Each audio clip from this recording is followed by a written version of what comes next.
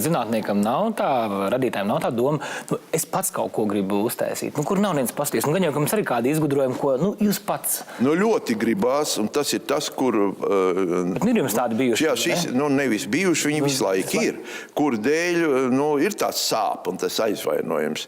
Nav jau tā, ka mūsu zinātnieki, kas strādā Organiskās sintēzes institūtā, būtu zem atalgoti, darītu neinteresantu darbu.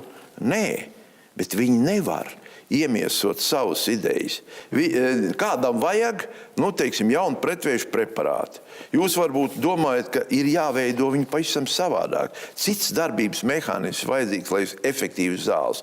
Bet pasūtītājs saka, ziniet, tas, ko jūs tur domājat, man neinteresē, man vajag šāda darbības mehānismu zāles.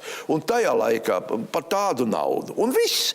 Īstenībā tad zinātnieks pārvēršas no tādas īsti radošas personības, kuru var iemiesot savu ideju, tā kā režisors savu filmu uzņemt. Viņš pārvēršas par režisoru palīgu, kam jāpilda režisoru uzstādījumu. Ja, un tas ir aizvainojoši. Ja mēs esam spējuši Organiskās sintēzes institūtā 19 oriģinālas zāles izstrādāt, tad es ļoti atvainojos. To nav spējis neviens institūts, ne Zviedrijā, ne Vācijā, ne Latvijā, ne Polijā, neviens. Un tad mums saka, pierādiet, ka jūs vispār kaut ko esat spējīgi izdarīt.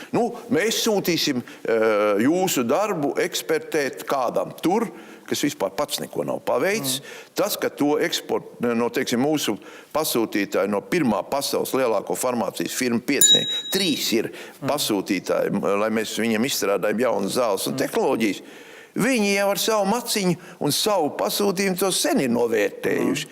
Neies viņi pasūtīt tiem, kas strādā slikti, neefektīvi, kur rezultātus var izmest miskastē.